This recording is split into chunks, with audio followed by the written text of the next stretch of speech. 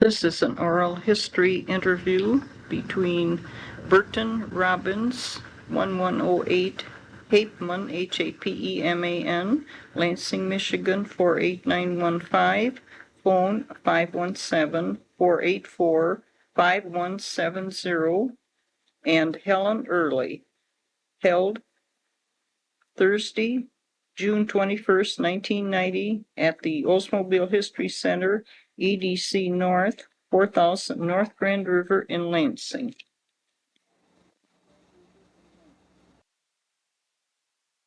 So air passing over the salt solution caused it to spray. I believe that's known as the Venturi. See, Picking up, you pass water, strong water over a solution here, it picks it up and blows it out, but blows it in a spray. And that was what the salt spray was. this gauge regulated The air, probably. That's amazing. But of course, that's way back 29. To get the detail on it. Is this wooden? It looks like Yes. it may be wood. Mhm. I think it was coated with it looked like tar or something like that to protect the wood. But they still use salt spray in the laboratory at the main plant. All incoming plated materials. Now, I guess most of it comes from Turnstead, doesn't it? All the small hardware. Small hardware. That still has to samples. Not all of them, but samples of all shipments have to go through the salt spray and pass. You mentioned a while ago, and before we lose it, I'd like to pick it up, something about water. You had mentioned you had the U of M information on water. And I'm so glad because all the assignments that were ever given the chemical lab, the forge plant ran into some difficulty. One of their... What time is this, about the late 20s? No, I went over to the forge plant in 47. And I was given some of the craziest assignments. Lloyd Pierce. Lloyd had been working with Bob Rollis over at Janesville during the war years. And when Bob came back, he brought Lloyd with him, and Lloyd was made the head of what then was changed to process engineering laboratory, because the lab controlled all processes, such as, well, not only water, but phosphate coating and oils, any incoming stuff. Of course, any liquid type, any fluid type. That's right. That had to be processed. That all had to be controlled by the laboratory. And Lloyd was, when the forge plant started, they didn't have a laboratory. Well, I had been working I'd been made the supervisor. When was that? Supervisor. In the early 40s, during when everything expanded so rapidly. What was your title then? Supervisor of head chemist. And we had no.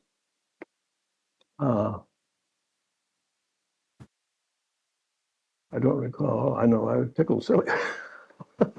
Well, whatever it was. Uh, the laboratory had separated within itself so that I was supervisor of the metal analysis. All steels and non-ferrous metals were checked in my side of the lab. A fellow named Charlie McDowell was put in charge of the process lab. All they checked was processes, oil, gasoline. They checked all incoming materials. So that's how we got separated, and I still was working on steels mainly, more steels than the non-ferrous. By non-ferrous now that's brass, bronze, aluminum. Any ferrous is iron. Non-ferrous is non-iron, in other words. In case I didn't know whether I had to explain that. Anyway, in 1947, Lloyd Pierce was given the job of setting up a laboratory at the forge plant. Well, he came to me and he said, "Bert, you know, you've been working on metals all this time." He says, "Do you know how to set up a chemical lab?" And I said, "Well, I could, I suppose." He said, "How would you like to work for me?" I said, "Well, you mean leave here?" He said, "Yeah." He said, "But you'd have to set up a lab." So we were given a space at the forge plant. Where in the forge plant was that? At the west end, upstairs, over the offices of the heat treat offices that were down below. Well, wait a minute. There was a heat treat office, and then directly under us was the metallurgical, in other words, physical lab. They did the physical testing, and we did the chemical testing upstairs. So I was given the job of laying out the laboratory and buying all of the necessary glassware and chemicals. And I was very pleased to say that it worked out just fine. I'm real proud of it, I don't mind saying. And I was there for, I forget how long, when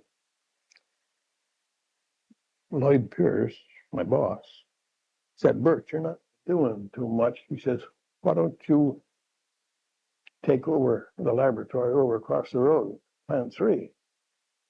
I said, "You mean I got to run back and forth?" He said, "Yeah." I said, "Okay, I can at least go over and find out." Well, the main operation there was the controlled plating solutions and disposal. And there where I got into the disposal business. And tell us about that. How do they dispose of their hazardous wastes? How did they then? Then, I don't know what they did prior to us, but if you'd asked me that at home, I would have shown you a copy of a paper that I gave down at Purdue University at a national meeting of waste disposal. I didn't realize that anything out of the ordinary to get rid of chromium because we were doing it all the time. I don't mean chromium, I mean cyanide. Well, maybe we could pick up a copy of this presentation that you made at Purdue and run a copy to go along with your tape here. If you want to. I'm certainly like to. I run into those two there's two magazines. One was Metals, and I think the other one was Iron Age. Anyway, in hunting around, I found those two magazines that have copies. One of them has cyanide, and the other or sulfuric acid. That's the reason I got that call from the gentleman that said he was just appointed the director of all disposal of all hazardous waste. Said his name is Peterson. I think his name is Peterson. Now I can look that. Oh no, Central Office, someplace, because well, yep. In fact, I can look it up in my diary. He called, said he had just been appointed director of the disposal of all hazardous waste. And B said she heard some of it. She wrote down, this was in Zephyr Hills in Florida. On a note, she says, how'd he find you? So I asked him, I said, how in heaven's name did you trace me down? I've been away from the plant for over 20 years. He said, well, I'm calling from the chemistry building at the tech center, and I knew that the forge plant had to get rid of sulfuric acid. So he said I had to go back between 25 and 30 years, and I found that you were the one that was responsible for the disposal of the sulfuric.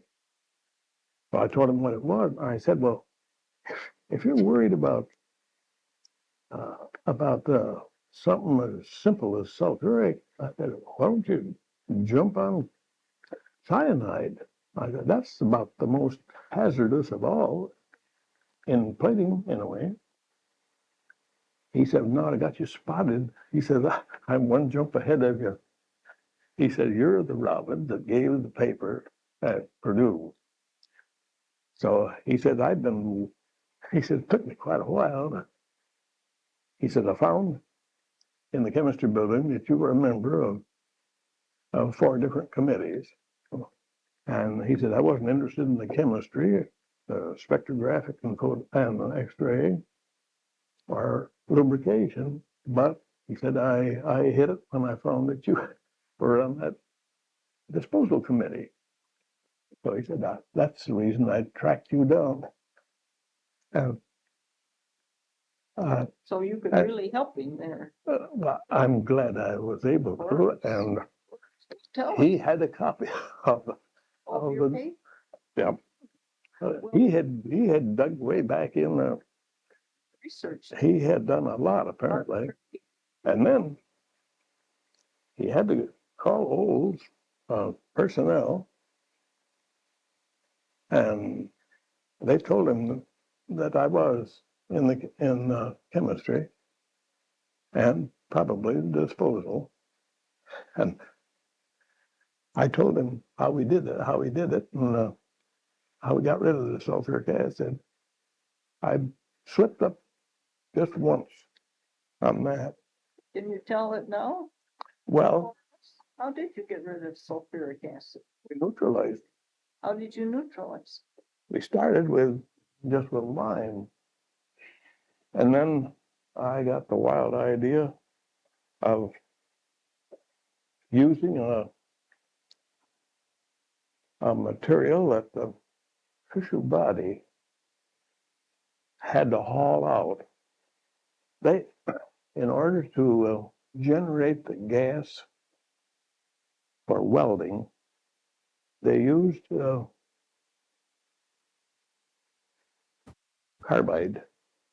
calcium carbide.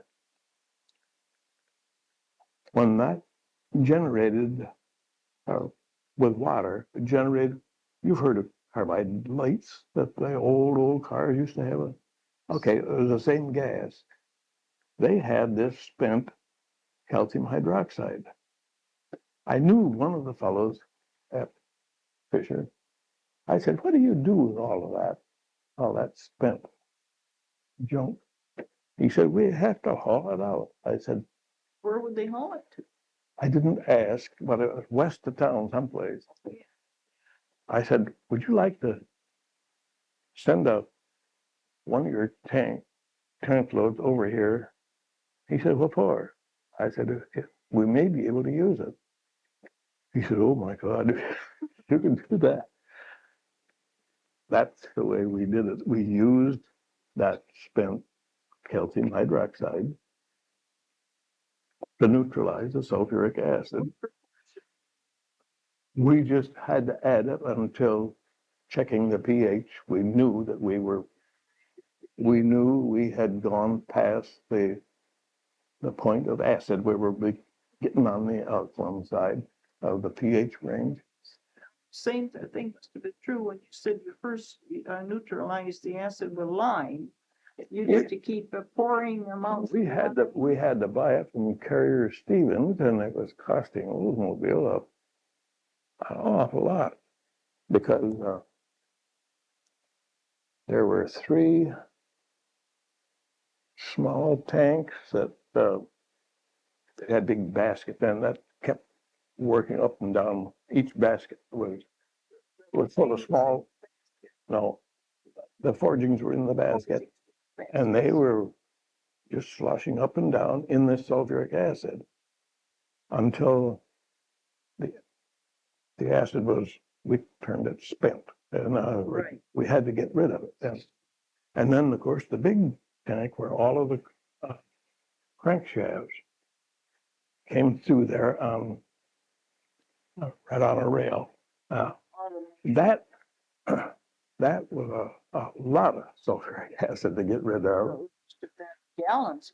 Yes, well, we had a little building out in back that's probably gone now, but yeah, back towards that's Rosemary Street. Yeah.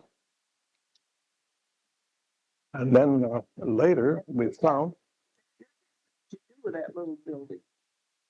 The spent acid came in there, and the Fisher Bodies material, they put another tank up outside, piped it up, and we were able to use their spent material to get rid of our spent material. And you did it in a building? Yeah.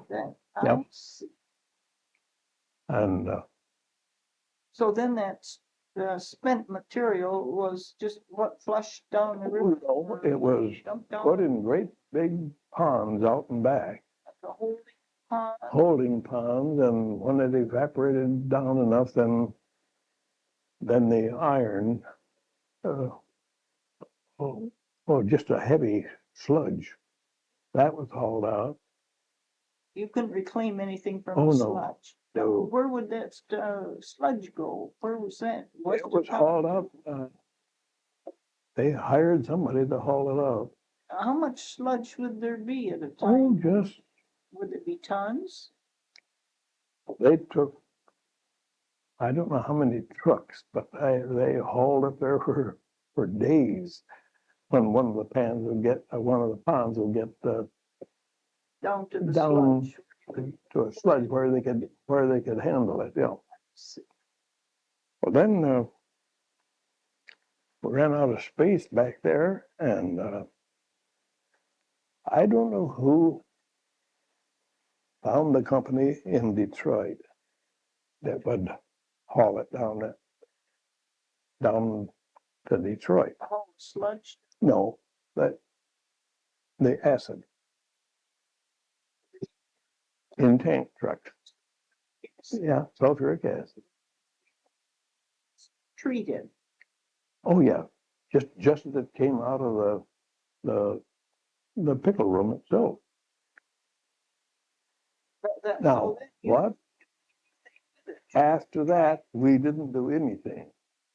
Except he would come in there, the truckers would come in there and get it in tank trucks.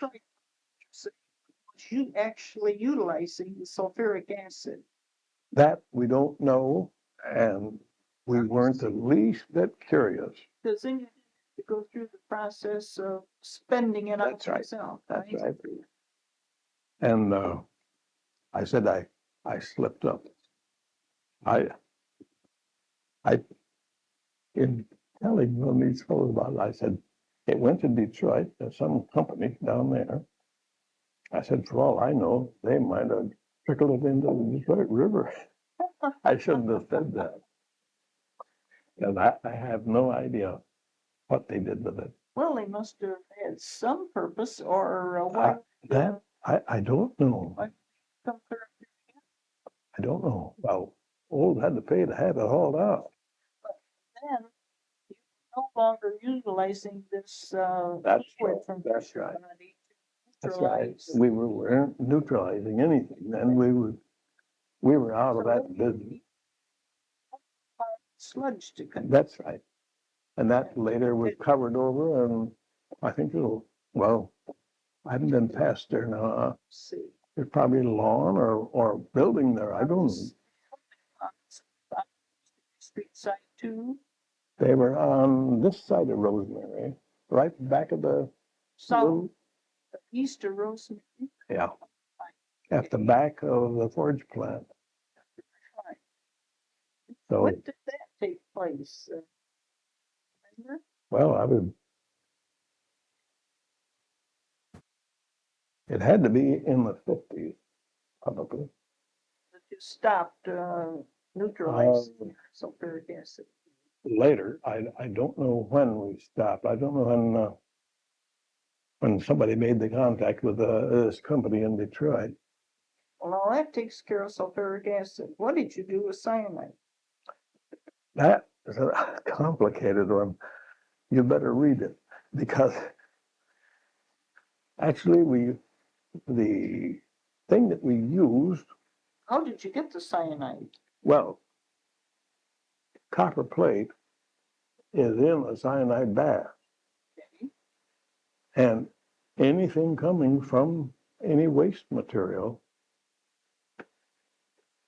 they treated small tanks. They'd pull out enough for a batch, treat it with a material. I can't even tell you what it is. No, I should have. You said they pull out enough for a bag. They would pump out enough out of the big Cyanide. of the cyanide plating bath. Treat it. What does treat it mean? Add. I can't tell you what the material is, but it's in the Presentation. yeah. And then these solids were all of it was The bumpers or whatever they were going to chrome plate then went into the solution. no. That solution then in batches was taken over to our disposal room. We had two chemists down there. All they did was the disposal. In batches, they would treat it with sodium hypochlorite, Clorox. Only that we used was the concentrated. By concentrated, I mean when you buy bleach out of a store, you'll notice it's a 5.25% sodium hypochlorite. The company in Detroit that made that, they were able to get up in the vicinity of 16% instead of 5%. So we used that 16%. Oh, Clorox. Yeah, it was a little over, or just about 3 times the concentration or the strength of household bleach. Yeah. That is what we used. After that was treated, came up, and I know in in the magazine, there are pictures of the big filters.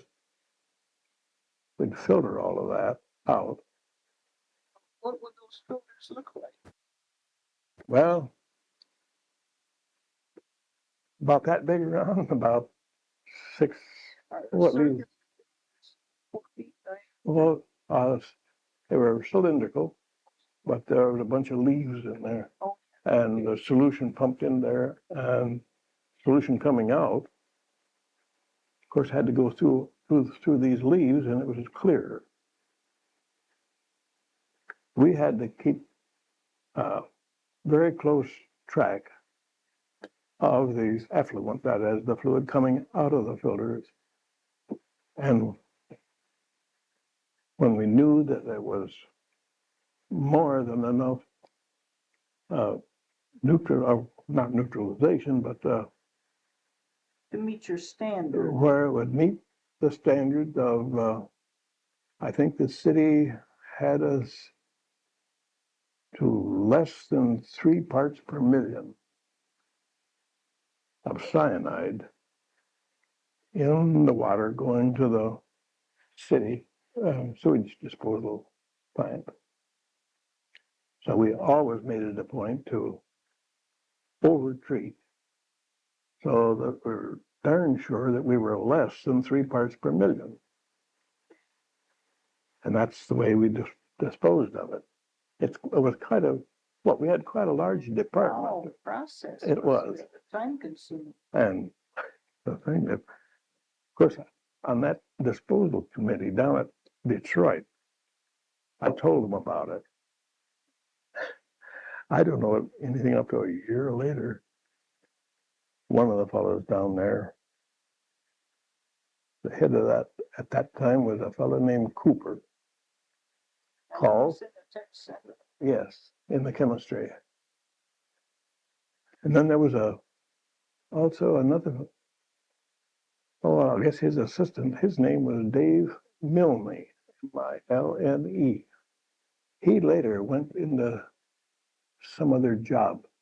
But anyway, the call came asking if I would repeat that at this national meeting down at Purdue University. I did not. I figured, well, heck, that nothing to that. So I got everything put together and went down there. One of the other boys went with me. You went down to Detroit or to Purdue? Purdue. I didn't go near the room where I knew I was supposed to be until it was time. And it was the largest of all of the little meeting centers. And the darn room was packed. It almost floored me, that's all. I was awful glad that 3 or 4 of the fellows in the tech center were sitting right down in the front row. So I told them how we got rid of our cyanide. Must have been pretty good because this new man down in Detroit said he had read it, and so he thought he had cyanide pretty well covered. So I was pleased with that. Of course. But now that doesn't pertain, this does too pertain to plating, because that were what other hazardous wastes did you work on? That was the worst. Chromium. They were only allowed just a very few parts per million of chromium to be in our effluent from the plant. Anything that contained more chromium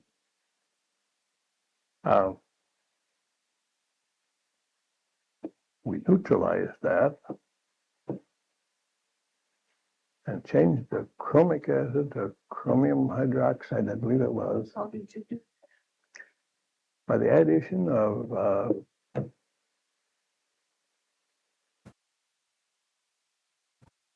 it had to be a hydroxide of some sort or carbonate, one or the other, and then put that to one of these large filters, and those solids, the chromium that was in there was in a almost inert form, so it could be hauled to the dump. You don't know where that dump was? No. I see. But at least it didn't go down to the city and cause trouble there. So we were able to take care of that particular problem. Well, during the war, what did you do? Oh, well, I was over at the main plant then, and Just before the war, you said. I went there in 1925. Yes. You said early before the war, 1940, 41, we went over to the main plant. Well, that's where I was. At the main, Yes. I was at the main plant. Yeah. During the war, was your job different than when you were working on automobiles? Oh, yes. What did you do during the war? That was analysis of all of the metals that went into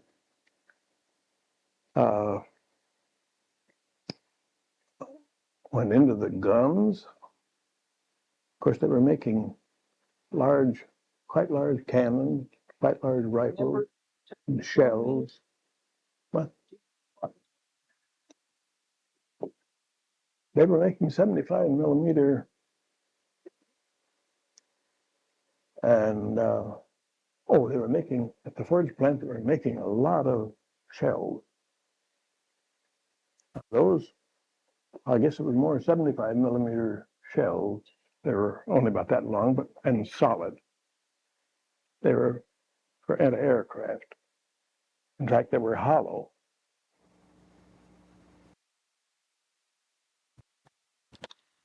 Okay, we're all set here again.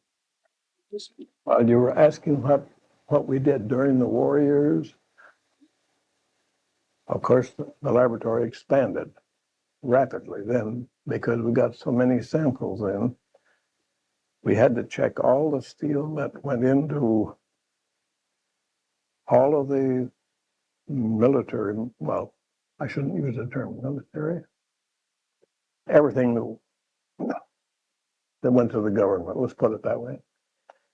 All of the steel that was the incoming steel that came into the forge plant, of course, we had no laboratory there. Those samples all came over to us. They made, they formed the shells, that is the projectiles themselves. And they did some big breech blocks that went into cannons. We had to analyze all of that. And we had a fellow from the government checking on us. Oh, pain in the fellow we had, he would see the complete analysis of the metal. If the phosphorus content was as much as 0.02% off, he said we just got to send that steel back. We can't use it. Well, I had to go and get the boss and tell him that your boss then? Nethway was still the head of the department. Okay. Because Redmond had retired. And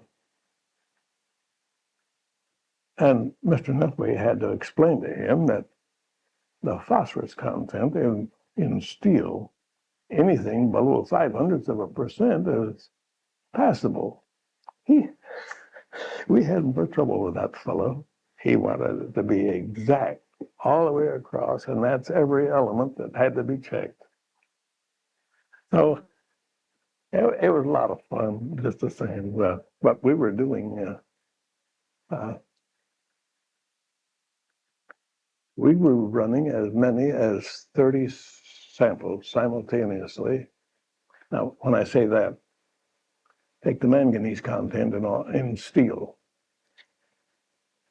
We had one fellow doing nothing but weighing the samples, which was 1 gram, and putting them in the small Erlenmeyer flasks. We could handle 30 samples on a fairly large hot plate, gas hot plate under the hood.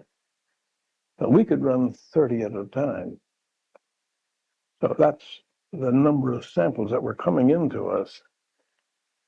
We would have as many as 2 plates full of samples a day. In other words, 60 samples.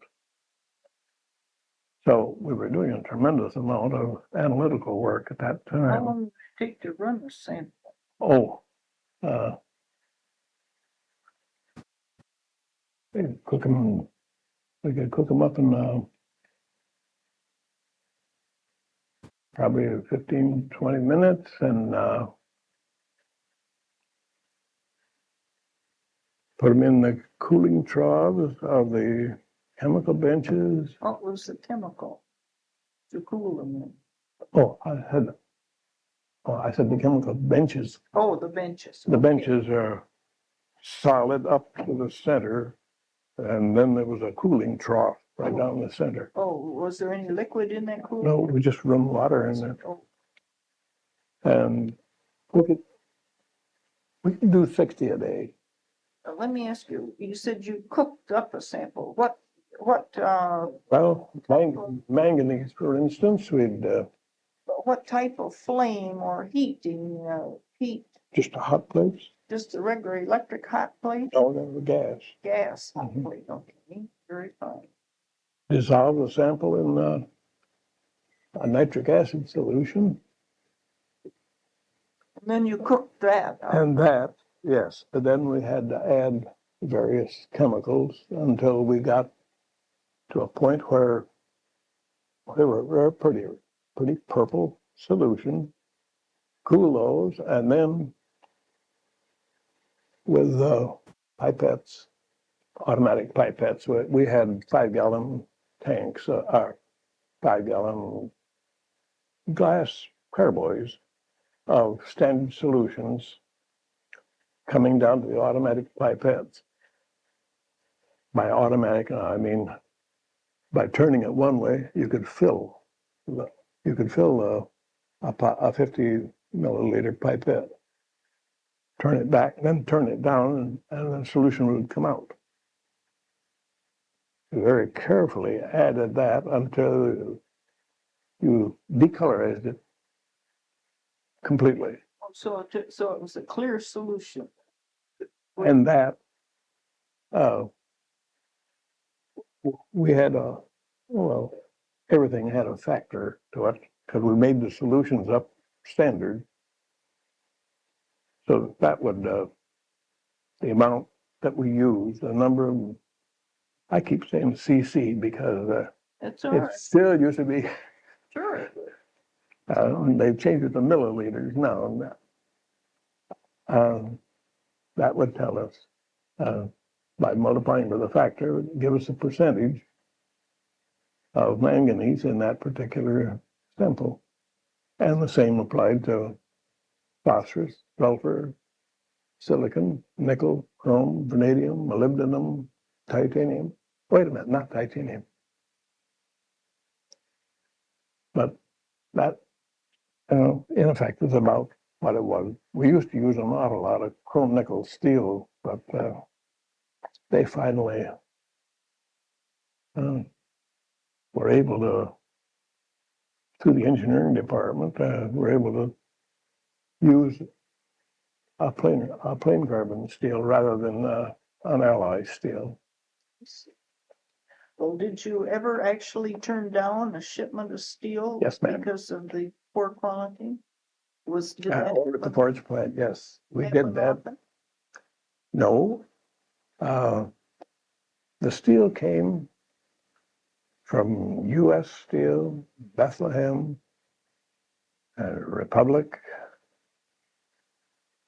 That's the name of the three major ones. Every once in a while, of course, we'd get, when they would send a shipment of steel in, of course, it came in bar form. Bar, okay. You Uh, didn't get any coal. Oh, no sheet steel. Well, the steel they used for cranks, for instance, they were 4-inch, they were called 4-inch round cornered square.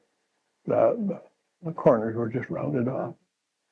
And that was a crankshaft, about that long. We'll wind up a completed crankshaft.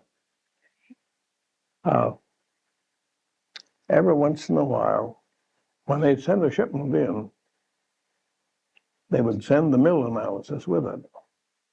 They'd send the what with it? Their analysis of that particular heat of steel. But when we analyzed it, we normally took, I think one of the boys in the physical lab went out and cut the samples. By cutting, I mean with a torch. He burned off the sample, and of course we didn't use that end of that sample.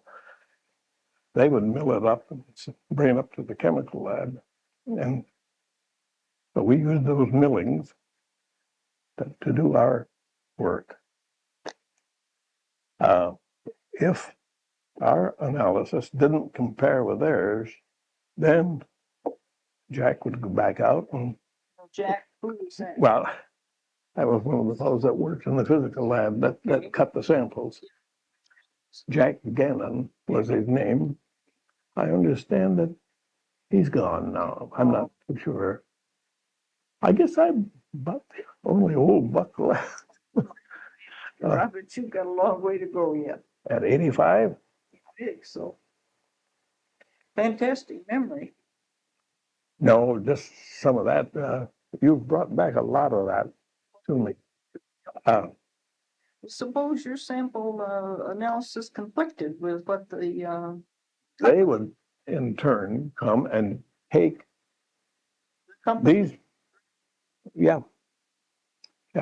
He'd come back in there and he would take our samples, not the milled samples, but he'd take the pieces right off the bars, take them back, and they rechecked them.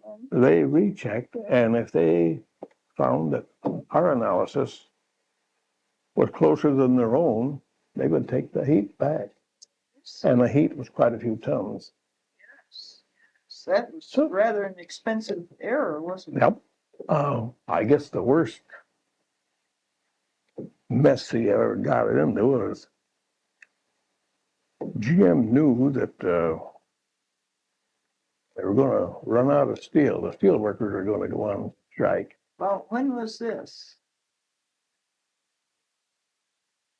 Well, maybe you can tell me. It was one of the times that they were going to go on strike. So,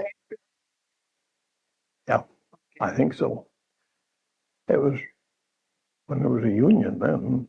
There was a strike in the November of 1945 that didn't conclude until April 46. Well, that must have been it then. Purchasing department bought steel from Japan. It was the lousiest. Every bar that we checked differed from the other. It was the most mixed up mess we ever run into. What did you do with it? I guess they just sent it out as scrap. They couldn't use it in the forgings. That I think was the worst example of lousy steel that I ever saw. They wouldn't return it to the. Well, I don't know where they got it from.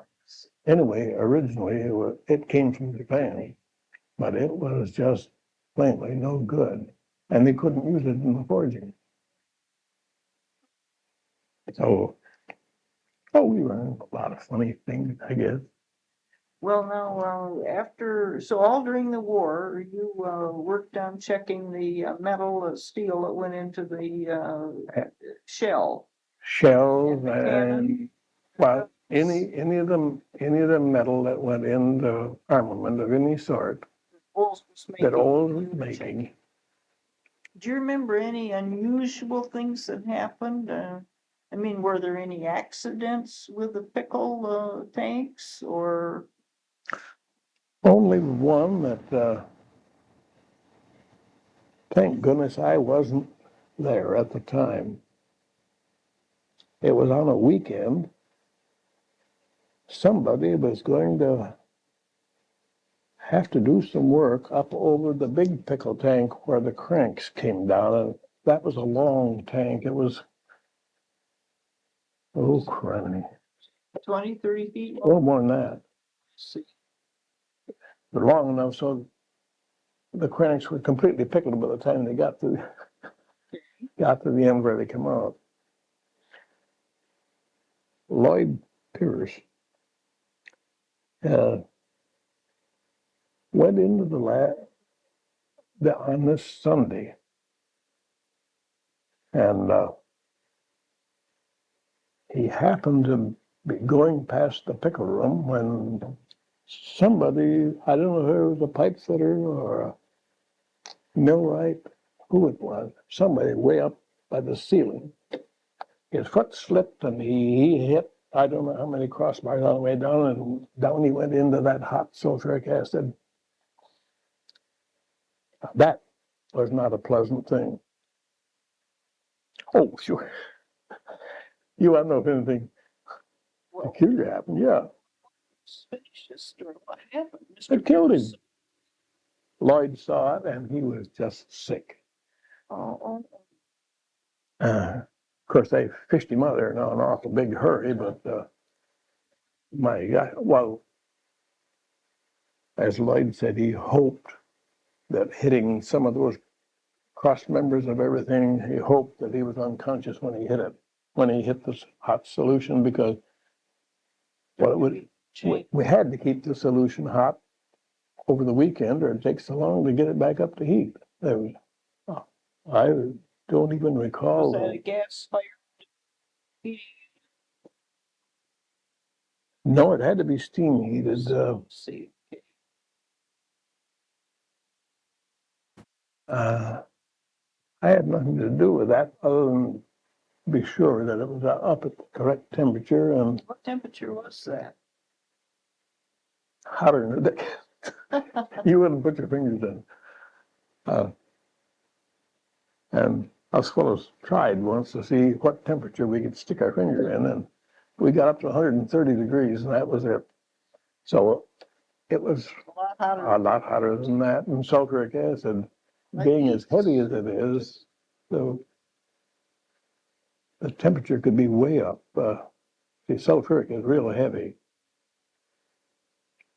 I was going to tell you, you wanted to know if there's anything unusual. Our laboratory blew up. Over the fourth one? Yep. Oh. We were, well. That'd be before the war, wouldn't it? Late 30s, maybe?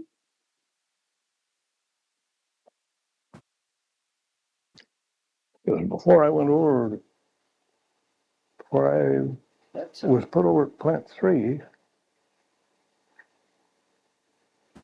Well, it could be in the 50s, maybe. Could be in the 50s, okay. We were using, for one of the checks on oils coming into the lab, we were using ether to extract something out. I forget just what it was.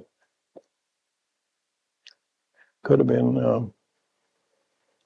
the unsaponified saponification.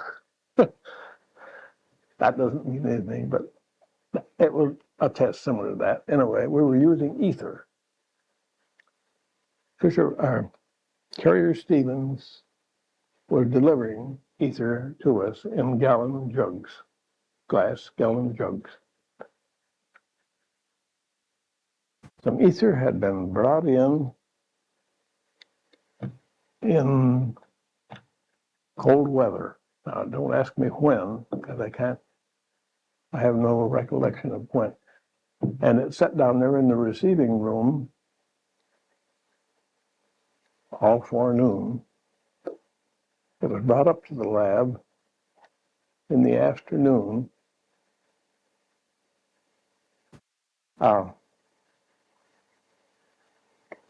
I set one of those gallon jugs on the chemical bench away from everything,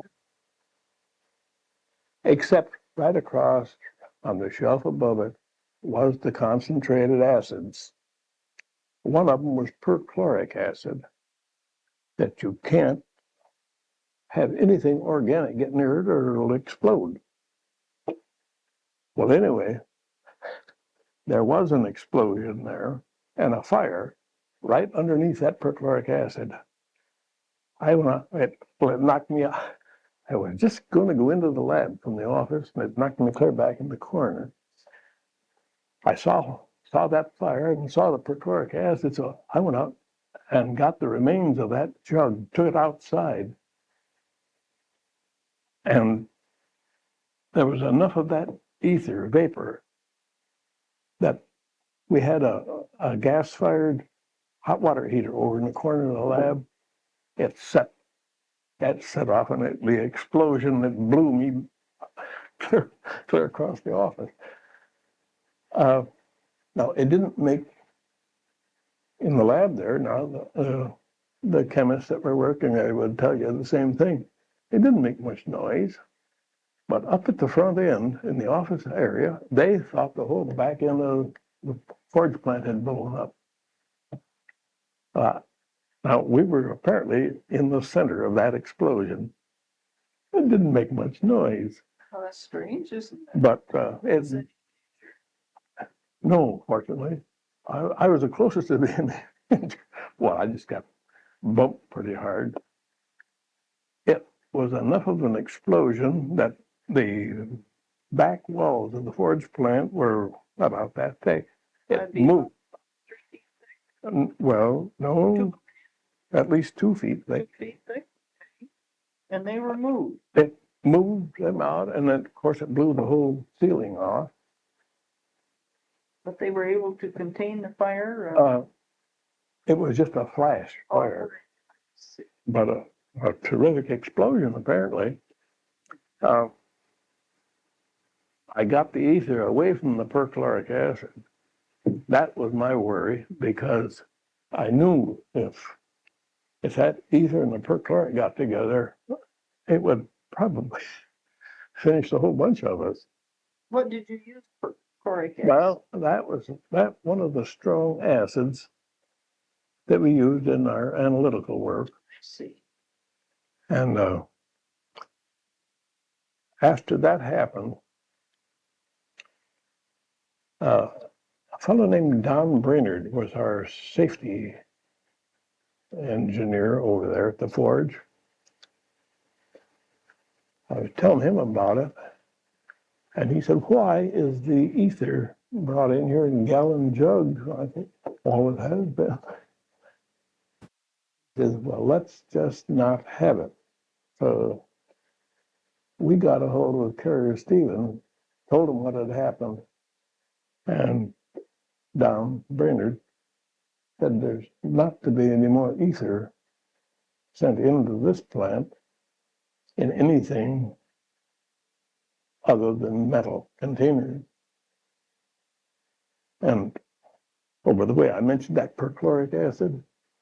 That is dangerous enough. I had a container, a stainless steel container made to put well, there were, I think they're called 5-pint bottles of acid. They were glass bottles. Mm-hmm. We kept that closed always. But you wanted to know if there was anything. It was humorous, maybe afterwards, but Except for that man getting oh boy, that would have cooked me too to have seen that. And Lloyd is more chicken hearted than I am. But did Did you work with C.V. Dakin? He was there. Yeah. He was the plant manager at that time. Yeah. What kind of a man was he to work with? Funny. Now, what am I going to say here now? He was a very, very pleasant fellow. And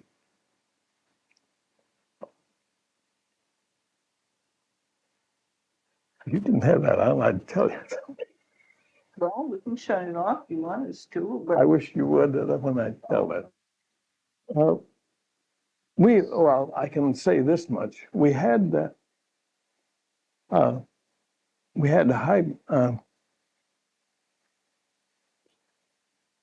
high pressure steam was coming from the forge plant, or from Fisher Body, and was used on the old steam hammers. this is still at the forge. At the forge plant, yes. That was prior to them getting all electric. The oil that was used was not supposed to get into the returning water from the. Is this a cutting oil, or? No, it was used in the hammer shop. It was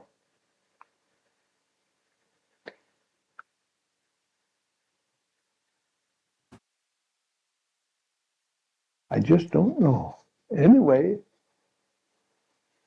Said the oil wasn't supposed to get into the returning condensate that went back to Fisher Body. You couldn't have any oil get back into that. lines that Well, were in the lines that bringing the went steam from Fisher to the forge plant. Yeah. I see. Because that water went into their boilers. If there was any oil there, it raised hob with the boilers. I guess they would boil up and give them all sorts of trouble.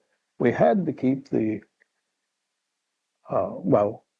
this returning condensate had to go through what we call a scrubber, and that took all traces of oil out.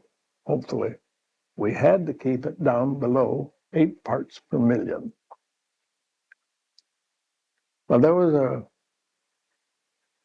a discussion on that, and Mr. Dakin, our plant engineer, Wiley Beeman, my boss, Lloyd Pierce, and myself went over to Fisher. This is the part that you can turn off if you. See, Tom Darnton was there, wasn't he? Yes. What happened to him? He later went with a corporation. I knew he went to Detroit. He must have gone quite a ways up the ladder then. He was a smart one. Yes, he did.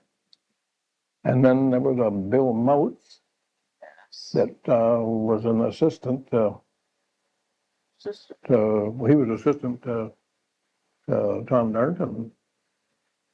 I don't know what their titles are up there at the front end.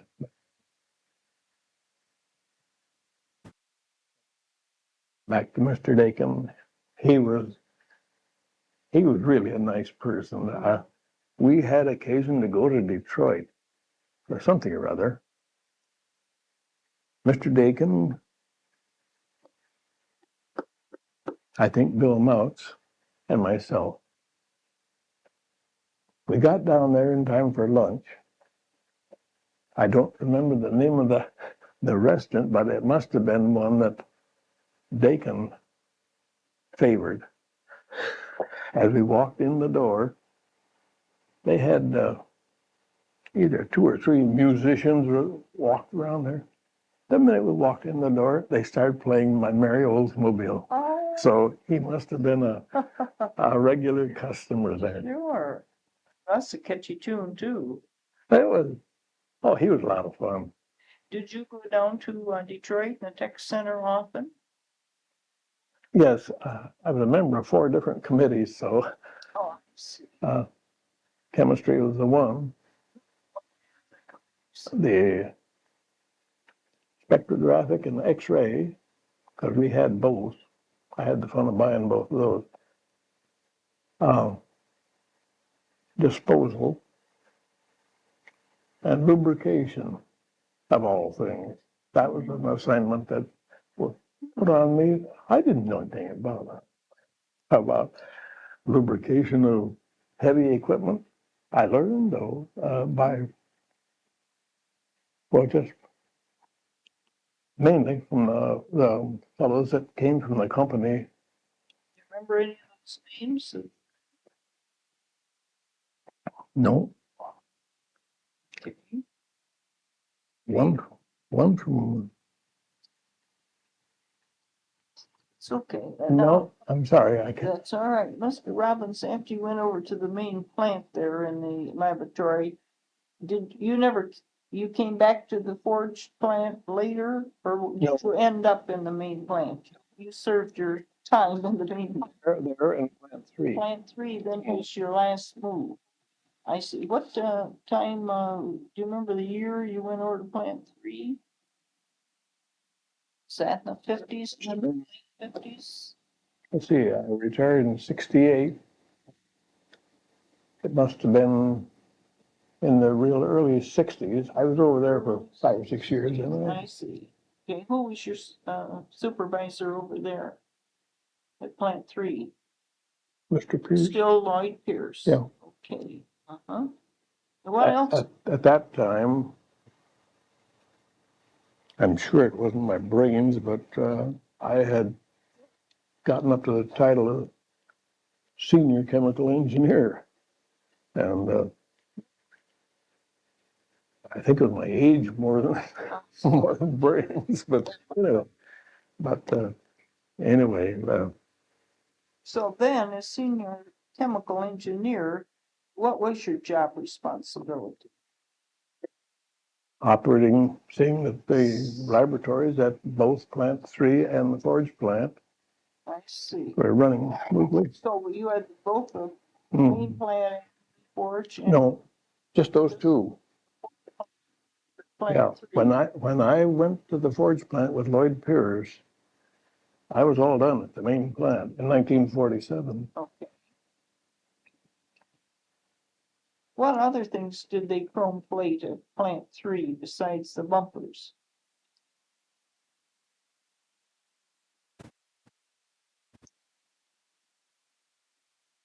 I think the bumpers was the Were main they only? thing. Okay. Did we plate bumpers for other sister divisions? That I don't know.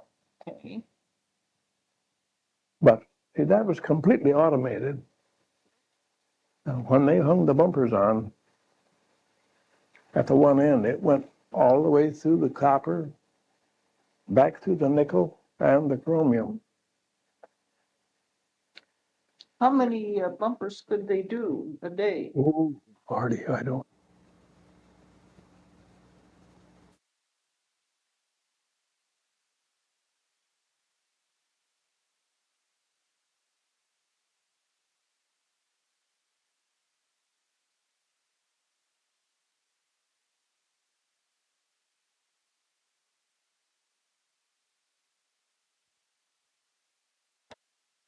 Tell me one about Oh, the copper plate, reverse.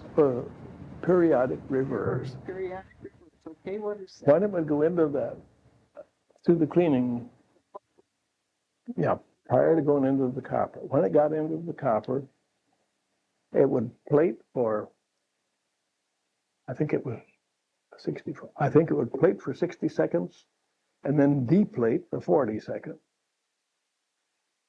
And keep that up all the while it was in the copper. How long a period would it be in the copper total then? You'd have to ask a fellow named Ernie Struffling.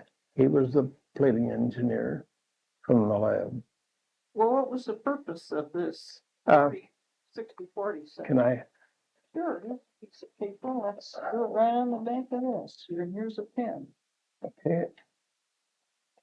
If you looked at a cross section of steel Okay, that was buffed, I mean that was polished, ready to make a bumper out of it, a cross section would look like that. okay. Got a lot of little sharp M's. Yep.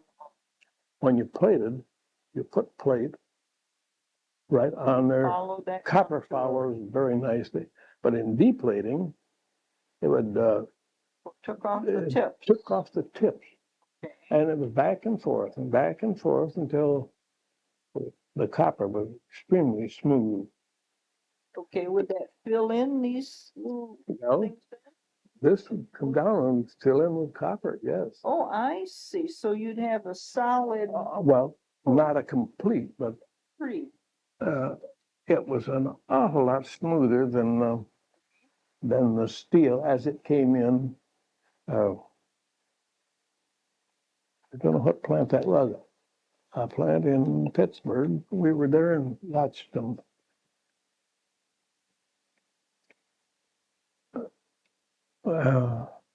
We watched them. They rolled the steel. It was at a steel mill. They rolled the steel. Is this cold rolled? And got it down to a point where we were interested was they put the coating on there.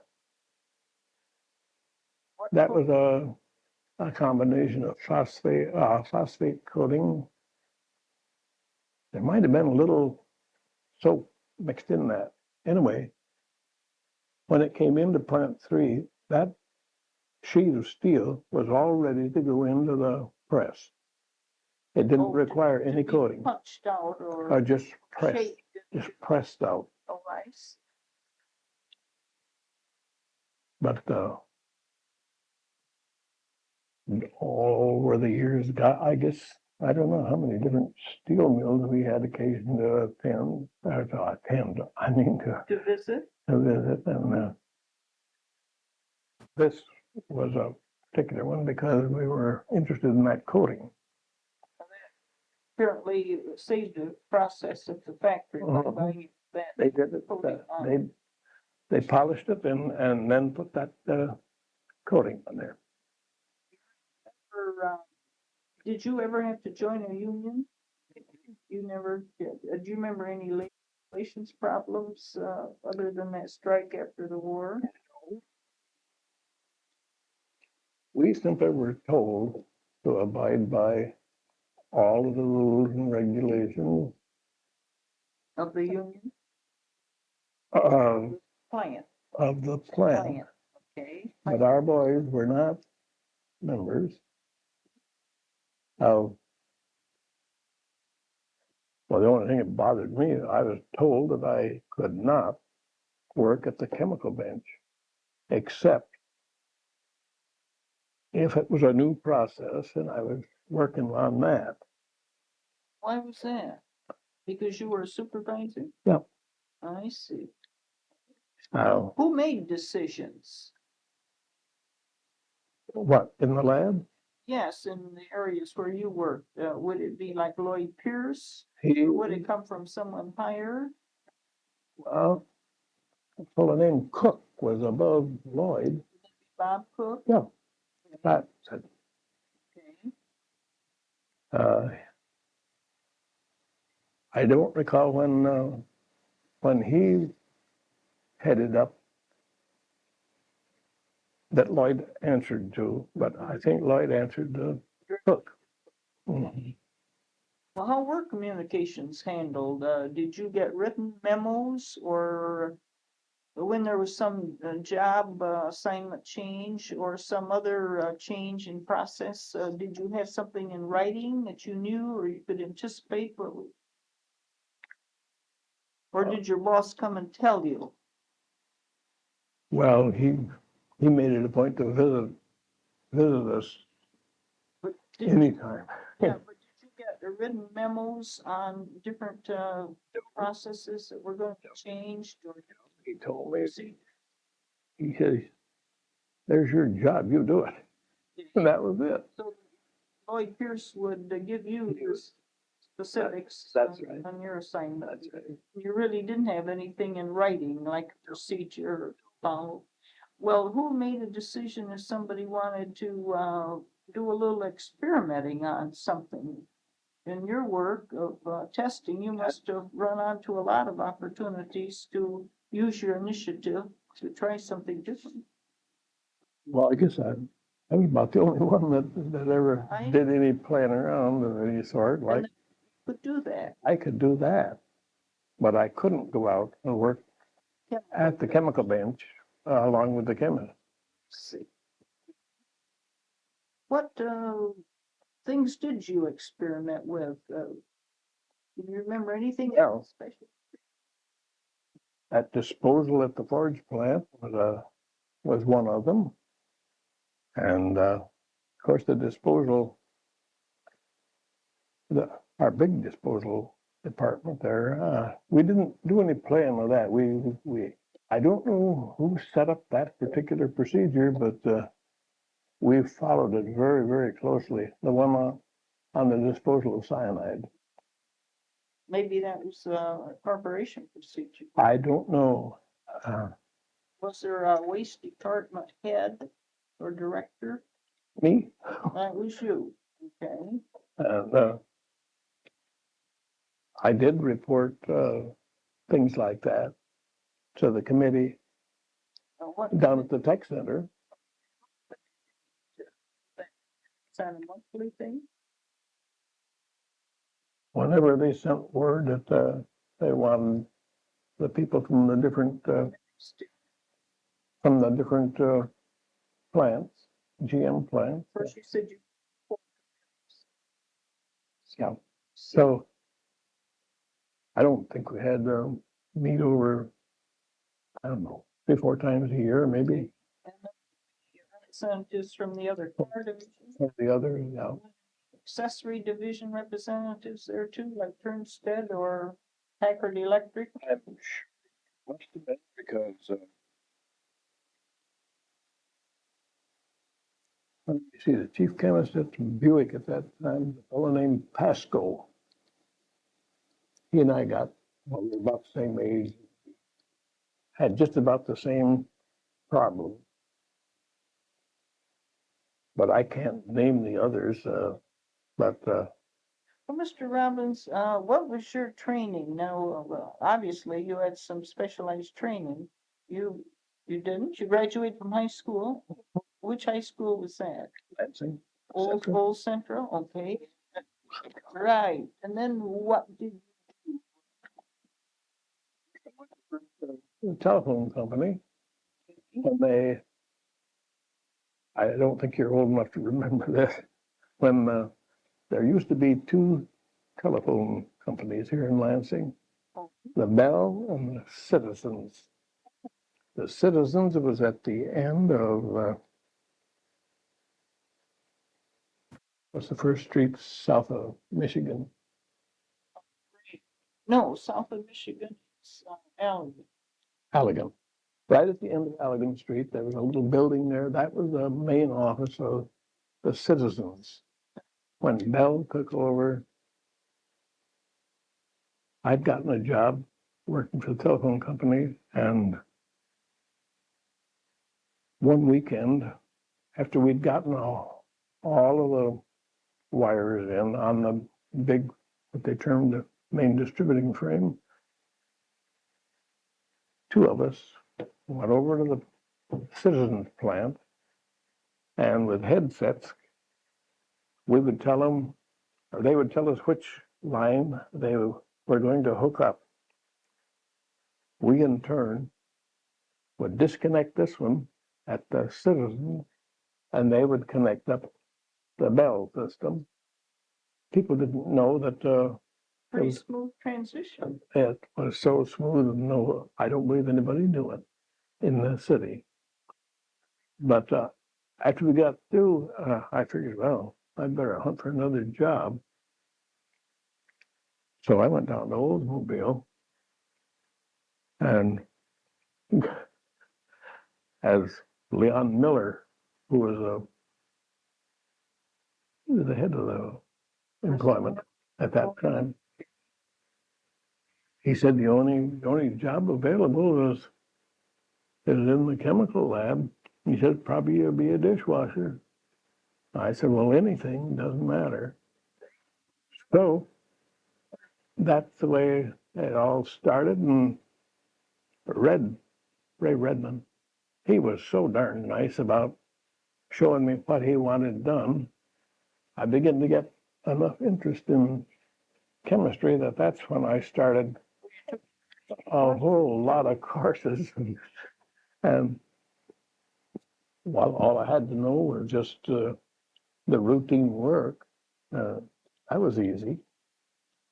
Mr. Robbins, now you retired in 1968, and you were still working for Lloyd Pierce?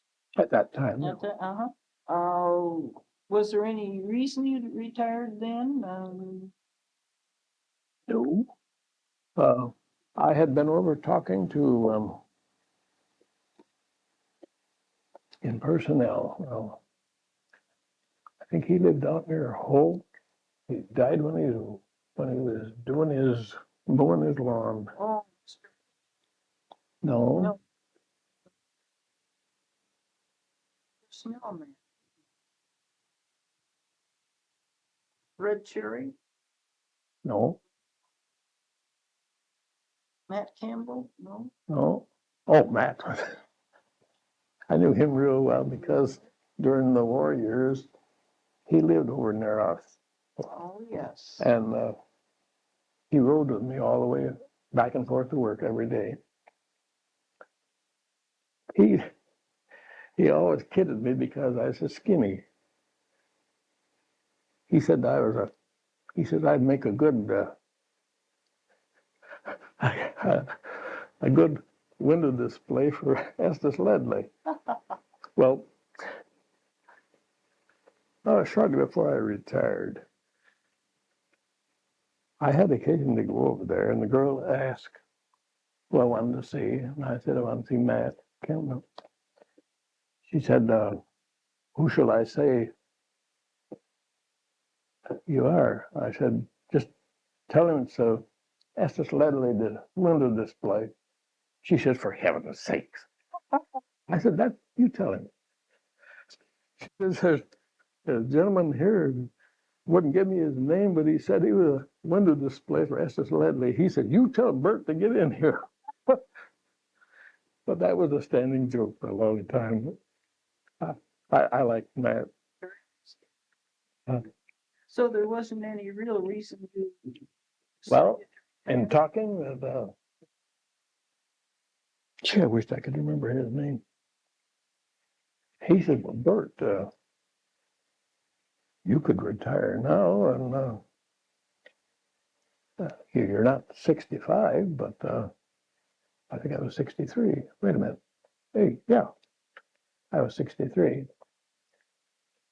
He said, they make up the difference the next 2 years. And after that, I didn't get as large a pension as I would have.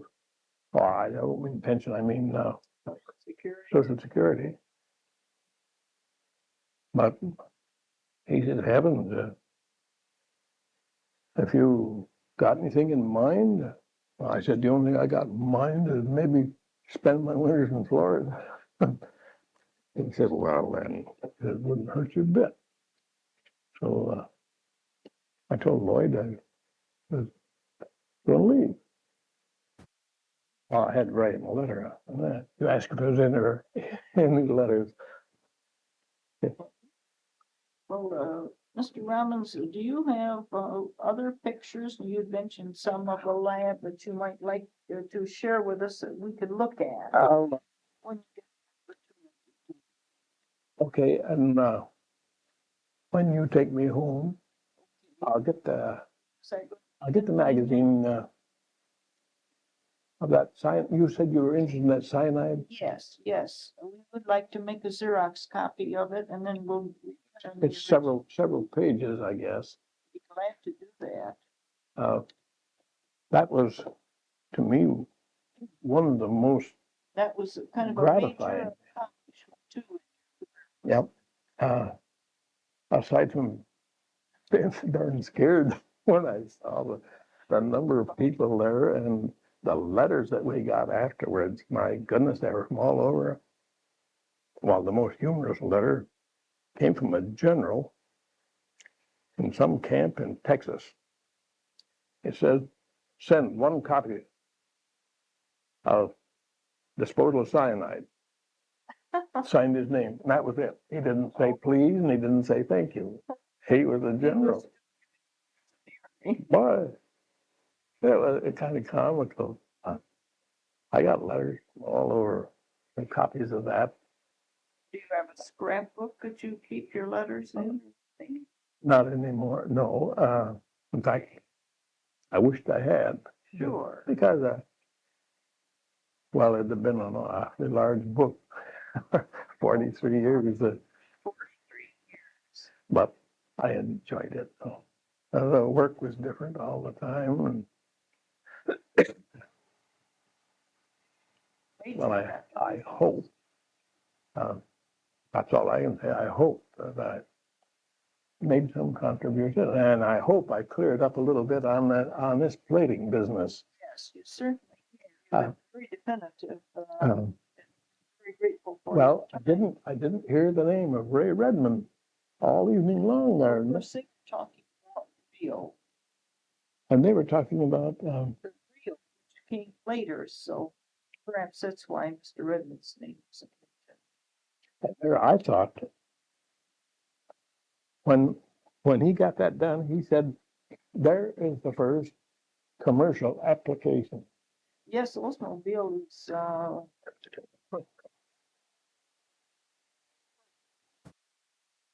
So I was very pleased that I was able to help you a little bit on that. you have. Here's our little release here. I'm going to fill your name in here, or you can. Write or print? Just what you want to do is the best for you. It's going to work. Oh, you're a nice penman. Not too good. Okay, here's today's date. 6/21.